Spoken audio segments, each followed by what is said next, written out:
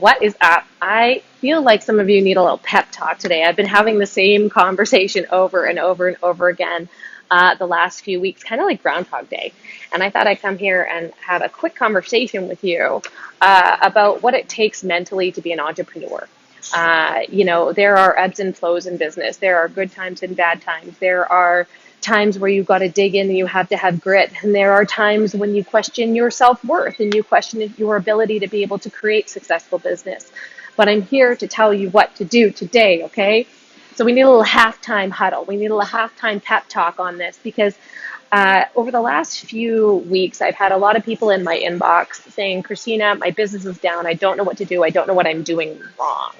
Guess what? You're not doing anything wrong. And I'm going to share a little story with you that might help you in the future not beat yourself up on off months, or if your business goes downhill for a few months, not set you off course so you don't come back, right?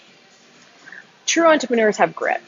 They have passion. They do what they do because they love people and they want to help them. They serve without the intent to sell. And that's probably one of the main messages today, is serving without the intent to sell in these down times. But let me talk to you a little bit about how business flows.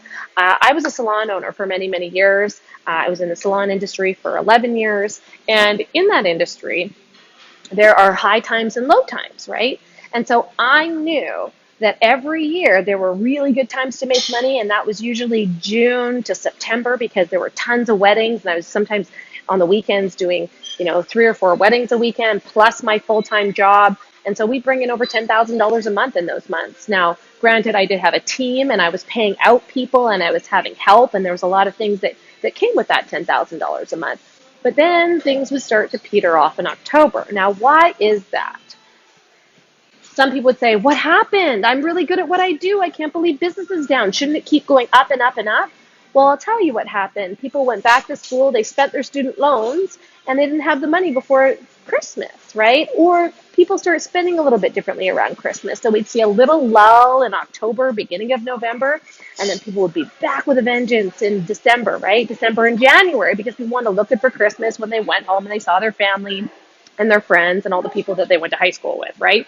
So they wanted to look good then. And so there's like a buying cycle that would go. And once I learned that, because I would beat myself up, right? Why the heck is nobody here in October? What did I do wrong? How could this happen, right? Well, what's really interesting is that we started planning our life around those downtimes. We started taking 6-week holidays because we knew it was going to be dead. And so I'd work really hard in the beginning, and I'd work for 2 or 3 weeks, 14-hour days to get all my clients in. Then I'd go away for 6 to 8 weeks, love it, and then come back and work 6 to 8 weeks like crazy over Christmas. And it made sense, and I made up the money because I created a sense of demand and a sense of urgency. So I actually made more money going away for 6 to 8 weeks than I did sitting there twiddling my thumbs and wondering what I did wrong. Now then we'd round the corner, and January would always be busy. Why? Because people hadn't gotten their credit card bills yet. And they also got another student loan. It'd be really, really busy, and then February would fall off and it'd be dead, and I'd make like $2,300 every February and be like, the sky is falling. And if I didn't understand entrepreneurship and didn't understand the ebbs and flows of business, then I wouldn't have made it through. I would have beat myself up on those down months. I wouldn't have worked harder to go out and get clients. I wouldn't have worked harder to network, and I wouldn't have done the right activity, and it would have been a downhill spiral. So let me help you with that, because if your business is down right now, it's not because of you. Let's have a quick conversation about that, okay? Now, this is a really touchy subject because there's a lot of things going on in the world and there's a lot of distraction, all right? And what's happening is that there's a massive amount of inflation that's happening, and people are holding onto their dollars now even more than they were before. You might have saw a post yesterday. It wasn't very popular because it talked about something that people don't want to hear. Funny how that works. So what Bloomberg magazine came out with was that it's going to cost $5,200 in 2022 more than 2021 because of inflation for you to keep the exact same lifestyle, buy the exact same groceries, have the exact same summer vacation, have the exact same lifestyle. You're going to have to make $5,200 more, okay, to keep on par with what's going on. And by the way, we got to hedge our bets. Like, most people haven't been through this before because they haven't been through a world war. They haven't been through times where there were food shortages and inflation went through the roof. And we have like a bit of amnesia and we forget about history, but this has happened before. And you have to learn how to hedge your bets. You have to learn some critical thinking. You have to do your research. You have to dig in and make your money work for you and be ready to make your money work for you in a crazy market like this, right?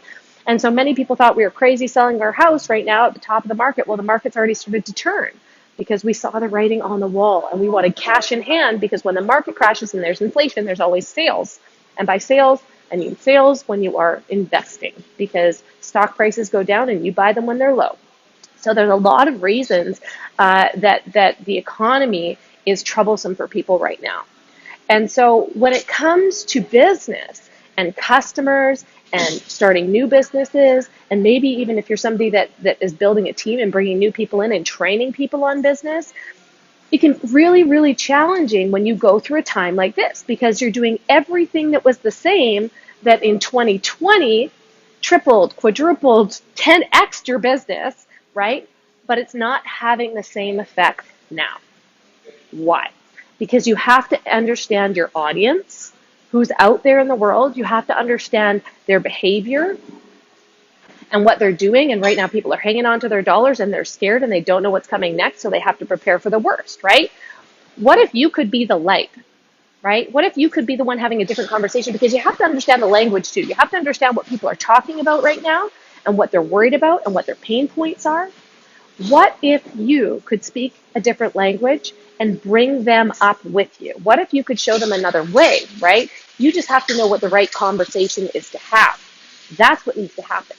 And so in these times where business feels like it's down or it's going down, you have to go back to what works and you have to double down on those activities, even if it's not giving you the result. So for example, if you're in a business of getting to know people and finding clients and customers and all that kind of stuff, you're going to have to go out and keep talking to those people, even if you're not getting results, right? In those February months when I was doing hair and there was nobody there, guess what I was out doing? Going out for drinks with girlfriends and networking with restaurant staff. I was doing photo shoots and hair shows. I was networking with wedding venues so that I could be their preferred vendor if they had people come in, right? You have to get smart and you have to get ahead. And so what happens is people start to see this decline and they worry that it's them and they get in their head about it and they start to worry and they're like, oh man, I must be doing something wrong. What could I be doing right? What could I be doing right? You're doing nothing wrong. What you need to do is double down on what works. You need to start getting innovative and have different conversations. You need to meet as many people as possible, learn how to ask better questions, and learn what's going on and what they're thinking, right? Man, I know this sounds like a psychology class, but this is what you need to do.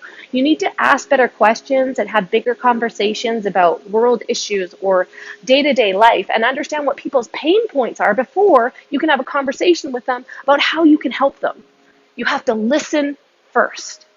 And then the biggest piece of this, the one that I will go to my grave with, is you have to serve without the intent to sell. You have to give and give and give and give and give. And give regardless of what that means, how you're helping people. You have to be good to others. And instead of being selfish and going inward and thinking it's all me and spiraling downwards and worrying about all of those things, you need to put yourself out there and meet people and be the light. Right? I mean, I know that sometimes things are a little crazy. I know that there's a lot of distractions going on in this world. But if you can master these habits when business is going down, all of the people that you talk to will remember you. All of the people that you helped along the way without anything in return will remember you. All of the seeds that you planted in your business and with different vendors and people that you're meeting and the networking that you're doing to expand, all of those things will pay off in the end. But entrepreneurs know that there's going to be times of feast or famine. There's going to be times when things are hard, when you have to go to work and you're not getting the results. And when you're not seeing daily results, it's really hard to stay motivated. But I'm telling you right now, if you can dig in and keep doing what you're doing and keep doing what works and keep talking to people and keep networking and keep growing, personally, professionally, coming up with new ideas, innovative ideas, and having different conversations than everybody else is having, you got a winning game. I hope that helps some of you today. And if you have any questions, please feel free to reach out. The other thing I want to mention is if this is valuable to you or you know somebody that it's valuable to, I have a free Facebook group called Life Transformed. I do a lot more of these kind of trainings in that free Facebook group, and I'd love to have you as part of that community because I want to help as many people as I can transform and evolve into this new gig economy where, you have the ability to make as much money as you want wherever you want in the world. And that really excites me.